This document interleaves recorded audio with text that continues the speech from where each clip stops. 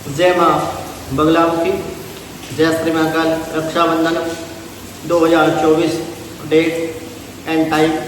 रक्षाबंधन कब है 2024 में? जानिए राखी बांधने का शुभ मुहूर्त क्यों मनाया जाता है ये त्यौहार। Raksha Bandhan 2024 date and time. Rakhi बांधने का शुभ मुहूर्त 2024।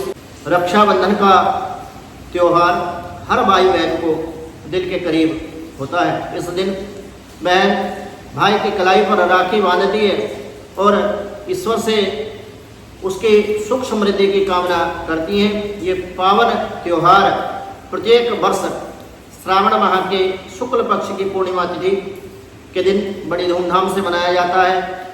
यहाँ आप जानेंगे रक्षाबंधन 2024 की तारीख, मुहूर्त, महत्व, पूजा विधि, मंत्र और इसके पीछे का इतिहास क्या है, क्यों रक्षाबंधन का पर्व मनाया जाता है। भक्तों, यदि आप अपने जीवन में कुछ नया सीखना चाहते हैं तो आप हमारे YouTube चैनल माँ बगलामुखी भक्त कुरुक्षेत्र को सब्सक्राइब अवश्य करें।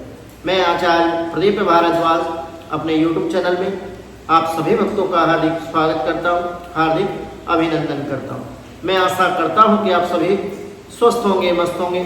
माँ बगलामुखी की कृपा सदा सदैव के लिए आप पर बनी रहे, ऐसी मैं भगवती बगलामुखी से कामना करता हूँ। रक्षाबंधन डेट, टाइम और शुभ मुहूर्त। राखी बांधने का शुभ मुहूर्त 2024। रक्षाबंधन का पावन पर्व हर साल श्रावण माह की शुक्ल पक्ष की जो पूर्णिमा तिथि होती है उस दिन मनाया जाता है। ये त्यौहार भाई बहन के प्यार को समर्पित है, भाई बहन के रिश्ते को समर्पित है। इस दिन बहन शुभ मुहूर्त में अपने भाई की दाहिनी कलाई पर राखी बांधती है, तो वहीं भाई भी बहनों की रक्षा का वचन देता है। कहीं इस पर्व को राखी तो कहीं राखड़ी भी कहा जाता है। ये हिंदुओं का प्रमुख त्यौहार होता है। रक्षाबंधन के इतिहास की बात करें तो इस पर्व की जो शुरुआत है वो महाभारत काल से ही हो गई थी। चलिए जानते हैं रक्षाबंधन के बारे में सब कुछ। रक्षाबंधन का शुभ मुहूर्त 2024 क्या है?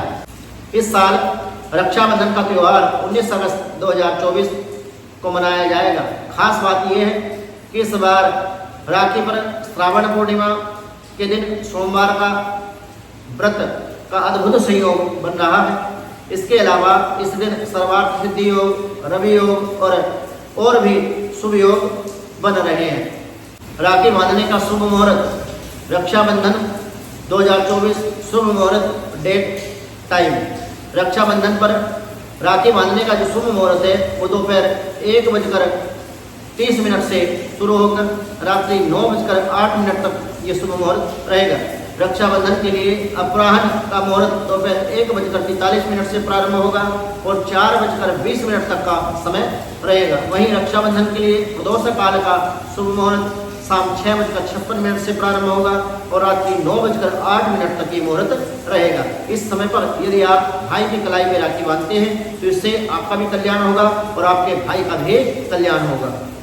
रक्षाबंधन पर हर वर्ष भद्रा का कन्फ्यूजन हर किसी के मन में होता है, तो इस वर्ष भद्रा एक दिन पूर्व रात्रि में ही प्रारंभ हो जाएगी और इसका जो समापन है वो लगभग 1:30 बजे के आसपास में भद्रा का समापन होगा।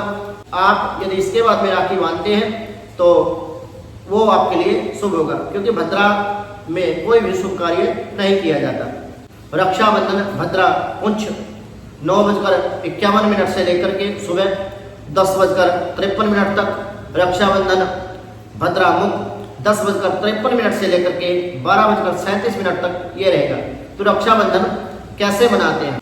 रक्षाबंधन के दिन अपने भाई की कलाई पर राखी बांधती है बहनें, साथ ही साथ उनकी लंबी आयु की, उनके खुशहाल जीवन की कामना करती हैं। तो वहीं अपनी बहन को भाई गिफ्ट देता है, पैसे देता है और उनकी रक्षा का वचन भी देता है। अगर भाई छोटा होता है तो अपनी बहन के पैर छू करके अपनी बहन से आशीर्वाद लेता है और उसकी शुभता की कामना करता है। रक्षाबंधन बांधने का जो मंत्र है वो क्या है?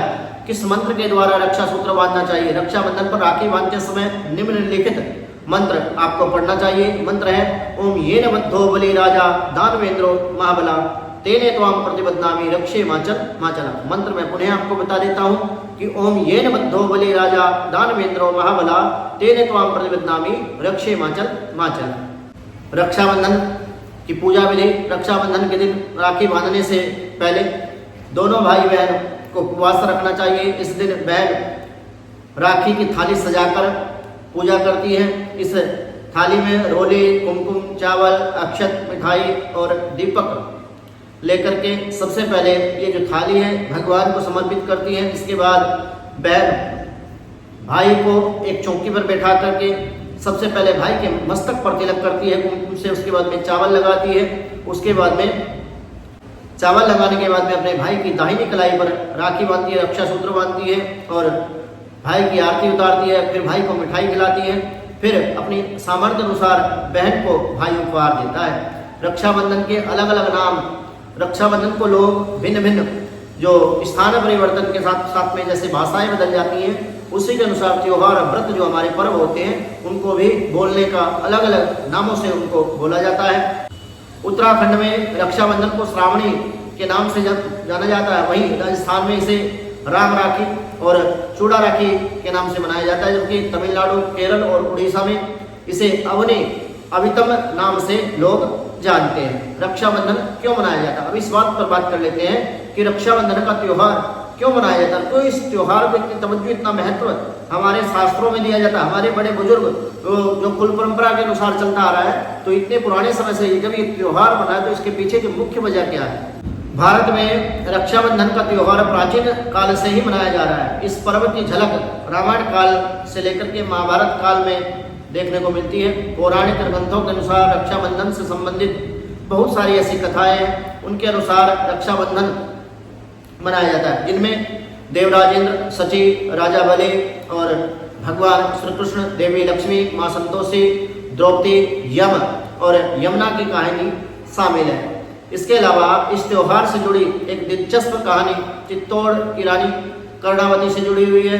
जनश्रुति के अनुसार चित्तौड़ की जो महारानी थी कर्णावती ने मदद हासिल करने के लिए मुगल सम्राट हुमायूं को राखी भेजी थी। कहते हैं हुमायूं ने इस राखी का सम्मान किया और उन्होंने अपनी बहन की रक्षा गुजरात के जो सम्राट थे उनसे रक्षा की थी। रक्षाबंधन की कथा क्या है। पौराणिक कथा अनुसार प्राचीन काल में एक समय देवों और असुरों में युद्ध छिड़ा। तब असुर जो है देवताओं पर हावी हो गए। तब देवराज इंद्र गुरु बृहस्पति से मदद मांगने के लिए गए और उन्होंने रक्षा की प्रार्थना की। तब श्रावण पूर्णिमा को प्रातः काल में रक्षा विधान पूर्ण किया गया। इस विधान में गुरु बृहस्पति ने येन बद्धो बलि राजा दानवेंद्रो महाबला तेन त्वाम प्रतिबद्धनामि रक्षे माचल माचला इस मंत्र का पाठ किया। ये मंत्र देवगुरु बृहस्पति के साथ साथ इंद्र और उनकी पत्नी ने भी दोहराया। इसके बाद इंद्र की जो पत्नी इंद्राणी जो थी वहाँ मौजूद ब्राह्मणों से रक्षा सूत्र में शक्ति का संचार कराया। फिर उसे देवराज इंद्र की कलाई पर उन्होंने बांध दिया। कहते हैं इस रक्षा सूत्र से मिले बल के माध्यम से देवराज इंद्र ने अपनी सेना के साथ लड़कर के असुर पर विजय हासिल की, असुरों को हरा दिया। रक्षाबंधन से जुड़ी द्रौपदी और भगवान श्री कृष्ण की कथा मैं आपको बता देता हूँ कि एक बार भगवान श्री कृष्ण की जो उंगली है वो सुदर्शन चक्र के द्वारा कट गई। तो भगवान श्री कृष्ण की उंगली से खून निकल रहा था, खून बंद नहीं हो पा रहा था। तब द्रौपदी ने ऐसा देखा तो द्रौपदी ने अपनी साड़ी का चीर फाड़ करके भगवान श्री कृष्ण की उंगली पर बांध दिया। तो तब कौरवों की जो सभा थी, जब द्रौपदी को अपमानित किया जा रहा था, द्रौपदी का जब चीरहरण किया जा रहा था, तब भगवान श्री कृष्ण को उन्होंने याद किया।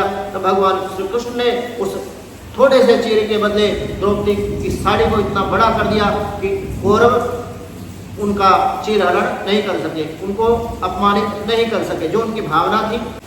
तभी से ये जो रक्षाबंधन का पर्व है वो मनाया जाता है। रक्षाबंधन से जुड़ी संतोषी माता की कथा भी है और भी अनेकों कथाएं हमारे शास्त्रों में बताई गई है। रक्षाबंधन पर भाई को तिलक अक्षत क्यों लगाया जाता है, इसके पीछे की मुख्य वजह जान लेते हैं। रक्षाबंधन के दिन बहनें अपने भाई के हाथ पर राखी बांधती हैं और माथे पर तिलक करती हैं, थोड़े से अक्षत लगाती हैं। तो सनातन धर्म में विशेष महत्व माना जाता है। दरअसल चावल को बेहद पवित्र अन्न के रूप में देखा जाता है, क्योंकि अन्न तो और भी बहुत है, परंतु चावल ही क्यों।